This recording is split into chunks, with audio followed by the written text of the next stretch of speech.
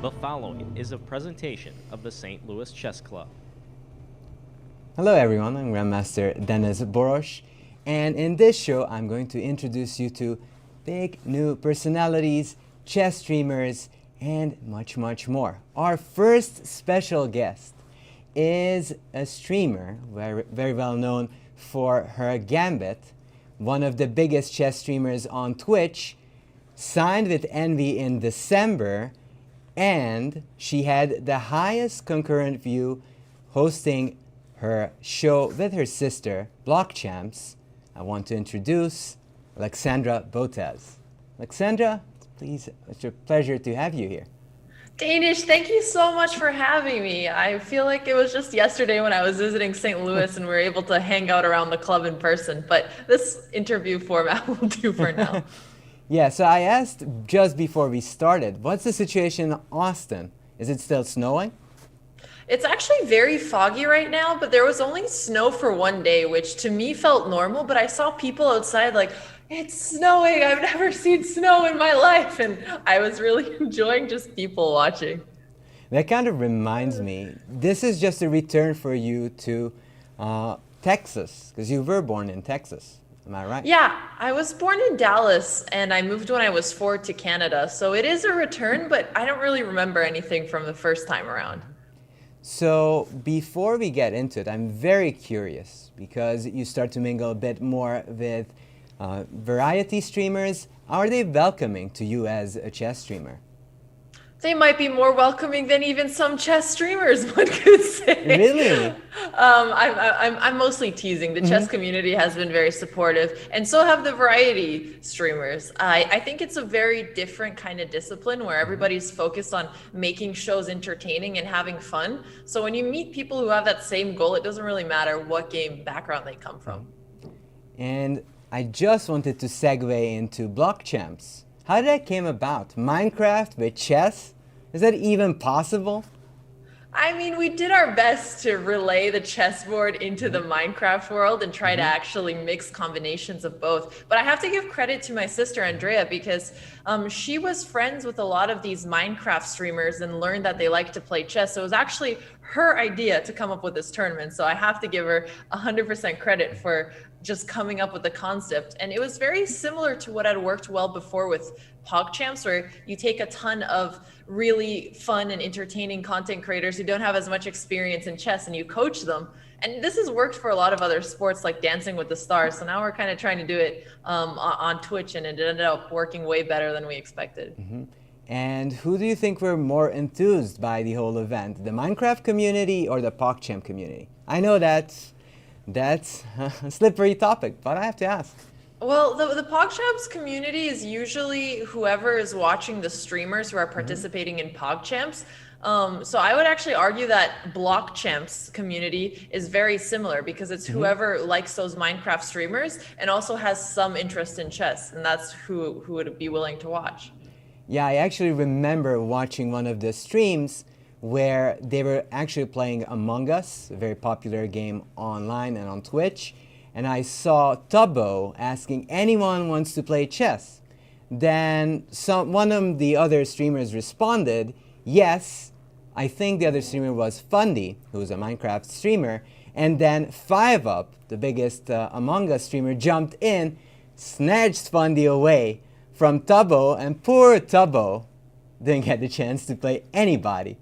Danish, you have been watching a lot of Twitch streams. You're always lurking in these chats, and I love how much inside knowledge you have here. I should almost be asking you, did you notice anything else different like a viewer? Because I know you watched both of these events. So I haven't watched the whole event of Block Champs, but I was lurking in these Among Us streams and lobbies, and it was fascinating to see how much talk there is in these Twitch communities about chess. Like randomly FiveUp would talk about chess. And it was also funny how they were trying desperately to get the opportunity to get chess on their own streams.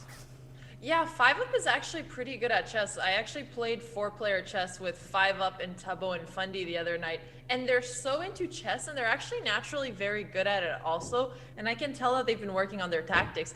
But it does make sense because chess is this game that everybody has some experience with, and when you see other people starting to play it, it's a fun thing to add on to what you already stream, especially if you're already a gamer at heart. Yeah, and it kind of feels so natural for 5 Up because chess can be sort of a detective game itself. You're trying to find the solution from the maze that's out there.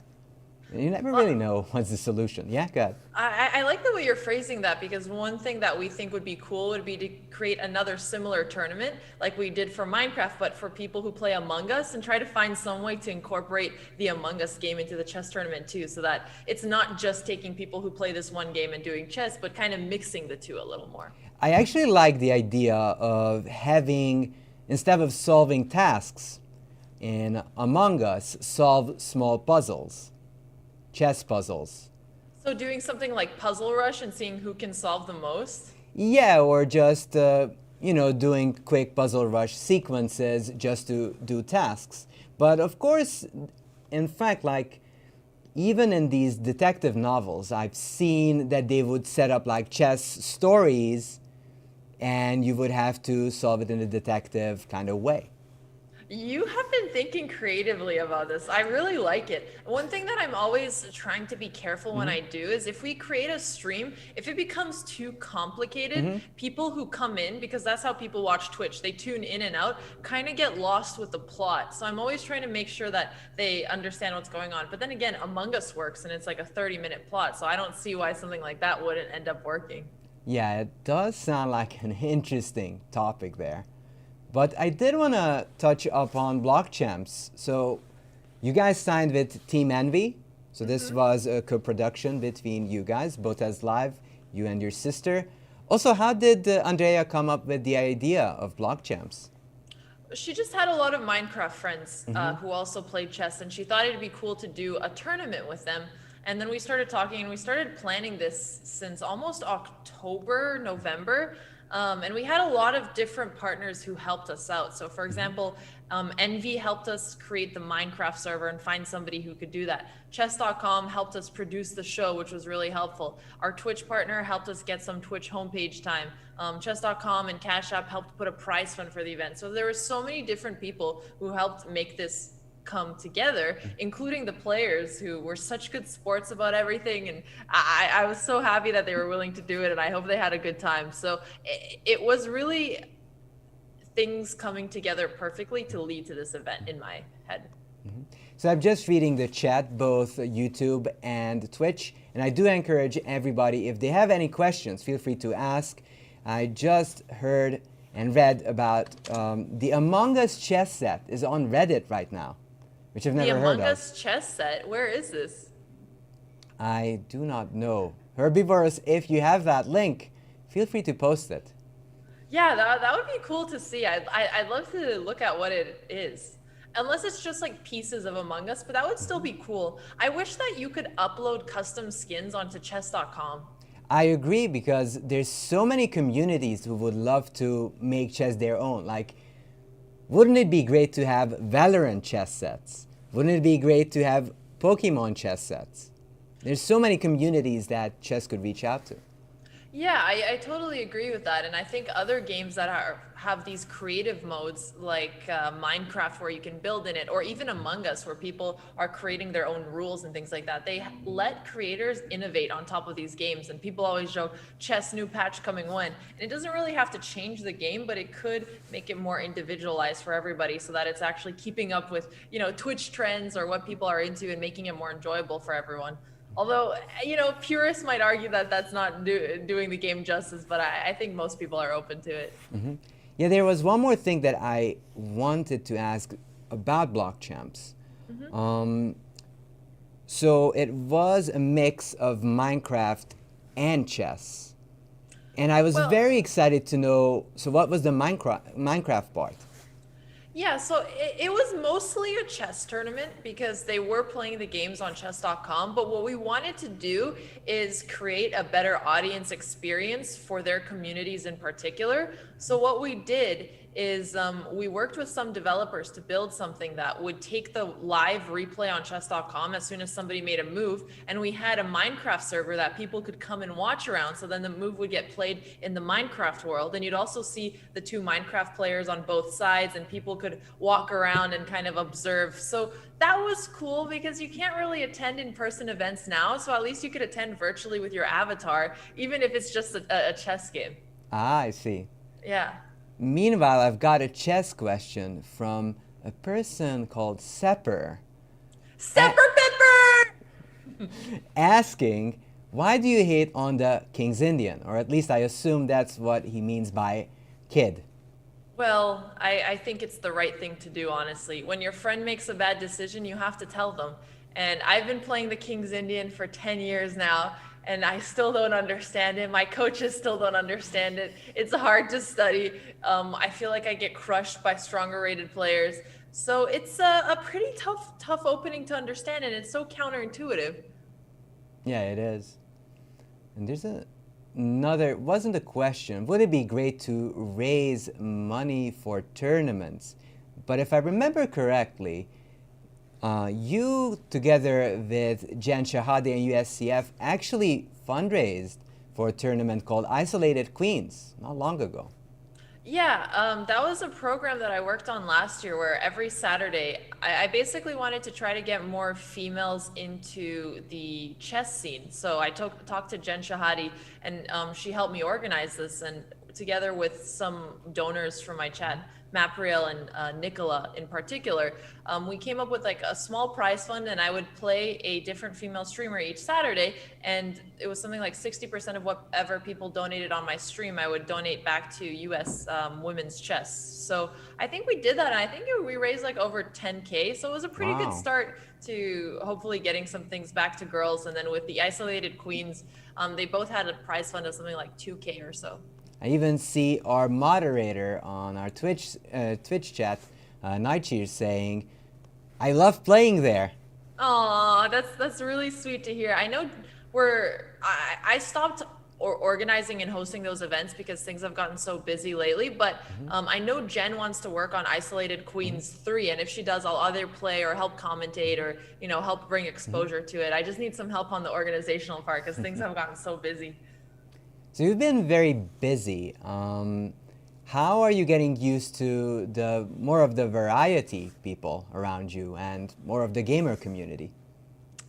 It's intimidating how good some people are at variety. It's a completely different skill that my undergrad and chess career did not prepare me for. I was not training to be a content creator. So what I try to do is really look at people who are entertaining and do a good job, and I try to learn from them and see what different kinds of things stick, because it's one thing to just do chess and stay in your comfort zone, and it's another to try something that you're not as experienced or not as good at, and realize that it's just going to take you a while to improve. So for me, that's been an intimidating thing, and I sometimes shy away from it, but I'm pushing myself to do as much as I can. But you're a team with your sister, so I mean, at least you guys can brainstorm time and time again. Yeah, and one thing that Andrea is really good at is she's very energetic. So at least when it's the two of us doing things, it's kind of entertaining because, it's like me and my pet goblin walking around. So anything can really happen. And I think it's easier when you're a pair. Yeah.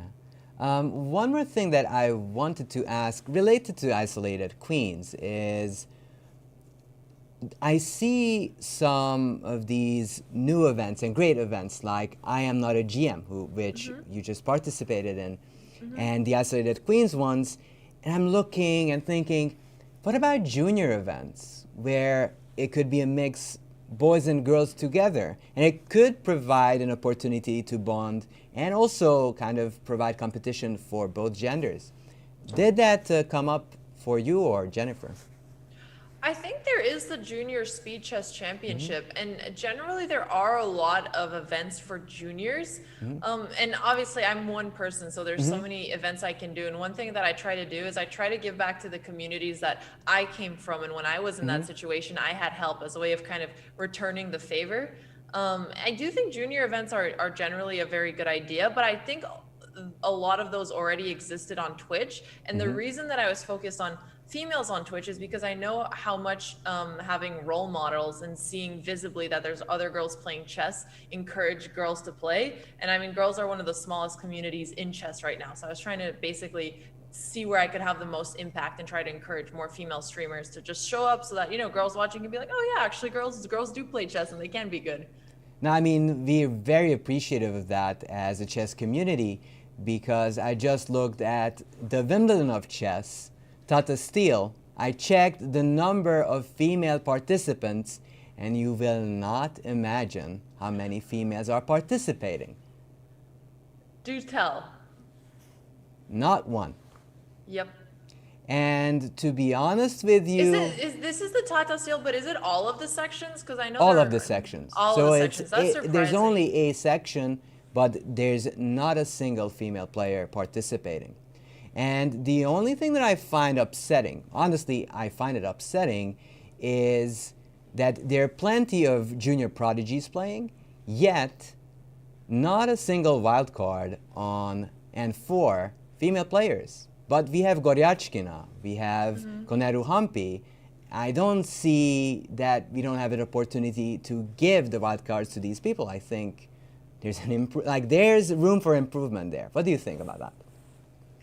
I think it's a complicated subject because on one hand, I absolutely would love to give a spot to one of these talented females. And then on the other hand, would it take away a spot from a talented junior? But in general, yeah, it would be nice to have a wild spot for having female players at the events. Because again, it isn't just for the event itself, but it's also for the visibility of anybody who is watching and trying to get into the game. And we've already gone from like 5% females to chess to now getting closer to 15 and something like that, which is amazing. So it's clear that initiatives like this are really helping a lot. And I do believe like Judith Polgar, for example, was a big role model for plenty of the new and upcoming players. And I guess even for you. Absolutely. I mean, to know that there was a female who broke the top 10 when you've been listening to stereotypes about how females are worse than chess all the time is just such an important thing to keep in your head. That I really think did change people's own perception of what they're able to achieve as well. So I want to come back a little bit with your life story as a streamer. So, and again, I encourage the YouTube and Twitch viewers to ask their questions if they have any. How did you start streaming? Why did you even start streaming? I just really like chess and talking while I play chess. I think that's the most basic form. I never had to stream on my own Twitch account. It was just really entertaining. I was still in college and I was also working at the same time. So I was really busy with things in my day-to-day. And I kind of wanted some kind of escape that brought me back to my roots. And when I remembered playing chess as a kid, so I found it and I loved it so much. And whenever I would stream, I would just be completely immersed in what I was doing. And I'd sometimes go on like bullet grinds for like 4-6 hours without realizing anyway. So might as well do it and also not be completely alone at my computer. Yeah, actually I had like the same thought process, of course, as a much more smaller streamer. But I also realized, was told that, hey, you've been studying and playing chess for so long, why don't you share it as well? But I did want to ask this specific question. So the landscape was completely different when you started. Who were streaming? Who were part of the chess community at the moment when you just started your chess and streaming career? It was 3 big streamers. It was me, Chessbra, and Hikaru. There are also some people who would stream at weird hours, like Mark Esserman and like other couple people who I don't think they'd like go much over 200 hours. I know that Eric Rosen would stream occasionally, but he was much bigger on YouTube. But the chess community was really small when I started off. And I remember you talked with the other variety streamers, and they were kind of flabbergasted to see that, wow, with these numbers, and you still kept streaming, and they couldn't imagine that they would do the same thing. So what helped you be so perseverant? Yeah, I mean, I went full-time streaming when I think I had between 300 to 400 average viewers. which for full-time streamers now kind of sounds ridiculous. But I mean, the reason I was able to do that is because the community was so supportive and so generous, and there's no way I would have been here without those individuals who were supporting not just me, but a lot of other chess streamers, kind of like a grassroots movement. So they helped me be able to create it into a full-time job. And it was absolutely risky overtaking some kind of more established job, especially with the kind of career path I was on at the time. But I really like risks in general, and no risk, no reward. I was hoping it would turn out, and I always tried to give myself goals, and I'd say if I don't hit these goals within the next year, that's what it's going to take for me to have to give up and go back. But if I'm going to go for it, I have to give it everything. No plan B, burn the boats. So somewhat like a calculated risk. You knew that you were taking risks, but you knew that you're going to work with it or work. Yeah. Absolutely. So, okay, so some random questions here. Have you ever thought of acting? I don't know if you've seen our pre-recorded YouTube intros, but they're horrendous. And we spend hours working on them because it's easy to be real and to be live. But when I have to turn on the camera and say, hello, YouTube, welcome to my channel, it is just so bad. That being said, being an actress was my dream job as a kid because I think it's so fascinating to get to experience the life of other people and immerse yourself in a completely different mindset and do that as a living. That to me has always been one of the most fascinating things about that job. So, hey, if I was good, that would be interesting, but I don't think I'm cut out for a Danish. But if they would say, hey, Alexandra, we want you now to be part of this Ocean's 13 movie. You have a little part. You're going to steal some very expensive property. Would you say yes or no? I think it depends on what I was doing at the time. I'm generally very open to trying new things because even if I fail, I think people remember you in the long term of your career for what you succeeded at, not what you failed. So it would depend on how much I would have to give up to do something like that. If it would be a team of thieves, you and Andrea, would that make it a better deal? Well, it depends. Does that mean that I can't stream for a year because we're on set, or does that just mean that I'm spending half of my time filming? So it's more about what I would have to sacrifice to do it. So it would be more like a cameo, so just a scene or two. Oh, absolutely, 100%. Okay, so I guess you have a movie deal already. Yeah, I don't think that's the case, but Okay. I think if we ever do get a movie deal, it's going to be something that's more real life and not acting per se. But we have been filming a lot of stuff with Envy, our team. So I am trying to get a little bit better at that. We basically play our own characters, but it's the first time we're starting to work on recorded content. So it's actually a skill I would really like to develop further, and maybe I can take some classes or something like that because it is not easy. So, as we're heading towards the end part of this interview, I would like to ask you, so what are the future? Is there a future in chess streaming? Also, who are your current favorite streamers? Doesn't have to be chess streamers, it could be variety or whatever, or what have you. So in terms of the future of chess streaming, is it where do I see chess in terms of content growth, or where do I see my stream? Both, whichever you'd like to talk about. Got it. Well, in terms of our stream, I mean, we're going to keep doing a ton of different chess content. It's always going to range from, doing an odds match with Danya Naroditsky to setting up some kind of event where we're teaching people who are new at chess, or we're bringing a new audience. One thing that we're going to continue to focus on is trying to make chess entertaining for the casual viewer. And I know we still have a lot of, work that we still need to put into that because it's a very new skill, but that is a huge goal of ours. And then in terms of where chess is going to be on Twitch, it comes in waves. And right now we're at a high point of the wave because Queen's Gambit happened, PogChamps 3 is coming up. I know that chess.com just entered the top 200 most visited websites on the Alexa ratings. Wow. I think that's what it's called. I don't totally remember. But it does feel like we're nearing nearing the top. So I think if you look in the short term, chess is probably going to go a little bit down. But I do think chess has longevity, which maybe not as many other games do, because obviously it's been around for a really long time. But there's so many unique things you could do to adapt on top of the content. But we're going to have to make sure that we really keep good content creators around if we want to do that, because otherwise it could definitely just go back to the route of being one of these sports that is only watched by people who are really, really good at it. Like, let's say 1800, 1700, 1600 and above. So I hope that doesn't happen. So you said we should keep the content interesting.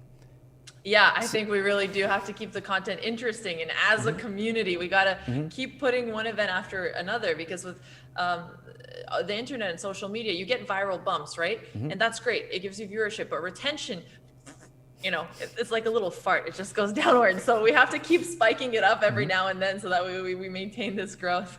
So what is the secret? What, as a last takeaway, what do you think is the secret to retain the audience that we've got? As the baseline definitely will grow even if it falls back. I think the most important thing is focusing on the viewer experience. Nothing else matters. There's like small things where you could be like, oh, I'm going to get this one really cool person that nobody in my community knows, and I'm not going to give them context. I'm going to put them on my stream. It doesn't really matter. Or sometimes you get so caught up in your chess that you forget the audience is there and you're not talking to them about it. Or maybe you're lazy, like sometimes when it comes to a stream and you haven't planned anything and you just do random stuff instead of actually putting in the work to organizing an event 3 months from now or something like that. So I really think it's people who are obsessed with creating good content for chess, because that is very different. There's people who have been obsessed with chess until now, and that's how you get the prodigies. But to be really good at making chess popular, you have to be obsessed with chess content, which is a very different thing. I do want to zoom in on chess content. What do you mean? What is the good chess content? What is that? I think it depends. I've watched really entertaining chess content that is just, you know, matches with people where there's a ton of trash talk, and it feels like when I'd be watching people play Skittles. And for me, I know that's super entertaining, but I'm also, you know, not the average chess viewer, a little too high rated to be the average chess viewer. But then what I've noticed for other people that they like, it has to be some kind of format where it's people who are really entertaining, like the Minecrafters. And for example, when we did blog champs, at some point, George and Wilbur were just talking about unrelated stuff during the game, which for chess people is like, oh, but what's going on? Like, he moved his queen here. Doesn't he see it's under attack? But that doesn't matter. What matters is that there's a storyline around the chess where one person is losing and they're trying to get to this goal together of if he can get checkmated before he flags. And the banter is so fun that you see people having this social activity with chess as the vehicle for collaborating together. And the entertainment is not just about the chess move, but also what's happening. So I think it has to be a balance between these two things, and also just a lot of trial and error. Some things you might think are going to be entertaining, maybe they're not. Some things you think are not going to be, and they are. So a lot of trying things. And when you see that your audience likes something, either by like what people are saying in chat or what they're sending you in direct messages or your viewership numbers, whatever KPIs you want to look at, then trying to do more of that. So very much of a learning process. It's not an exact science, and that's the tough thing. Like, if I had the answer, we would be way bigger right now. So I'm also trying to figure it out. I mean, it's entertainment. It's entertainment business. Yeah. You're creating content. You want to produce something original, but then the viewer decides. Exactly. And you also have people who do super serious chess and are super entertaining, like Hikaru, who's like the best in the world. And depending on who you are, you have to decide what kind of content fits your strengths. I could never do Puzzle Rush like Hikaru. We all have our own strengths. Yeah, exactly. So, yeah, one of my chat viewers asked, you didn't answer your favorite streamers at the moment, so I will have to ask that again.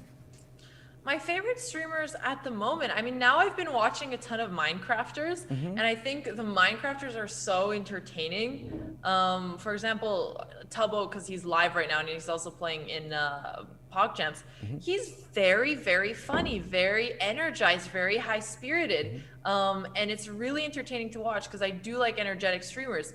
The other streamer who I look up to a lot is Ludwig because he plans his content in such a smart way. So I always try to look up to people who I think I can learn things from. And what he does is that he, records his YouTube videos while using Twitch. And instead of just coming and being like, I'm just going to do anything today, everything is planned. And it's planned with like a bigger goal in mind too, of like, okay, now how can I produce this to YouTube content? And that's something that I haven't been as good at. So I always try to look at people who are good at things that I'm not and to be like taking notes, Yeah, I guess the secret is to always keep on improving. Yeah, exactly. What about you? Who are your favorite streamers? My favorite streamers. So I'm a bit partial. I have been enjoying the vibes of your friend Nemo's Twitch streams because anytime I visit her stream, it's like there's a good vibe here. It's like That's awesome. Like you just go into the place and say, good jazz music, good people. Why wouldn't I stay? Aw, that's so wholesome. I love it, Danish. Other people. Somebody clip it and send it to Nemo. Oh no, I'm in trouble now. No, I think she'll love it. Yeah, so otherwise 5UP. I really love the way he solves and cracks Among Us cases. And he's been one of my go-tos. I loved watching him and listening to him. And he's also a very good talker and a fun guy to listen to. So those are my favorites. I mean, those are two great streamers. And I think people cycle through who they tend to watch. Yeah. All right.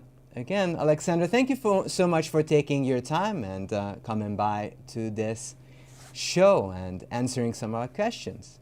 Likewise, Danish. Thank you so much for having me. And I'm looking forward to the next time I'm able to visit St. Louis because it's always so much fun. I just love the chess center over there. Yeah, thank you so much and hope to see you next time as well. Sounds good. Bye, Take Danish. Care. Bye-bye. So thank you so much, everyone, for watching. Hope you had an enjoyable time. You learned how to do and how to become a successful streamer and a great personality. Thank you so much for watching. Bye-bye.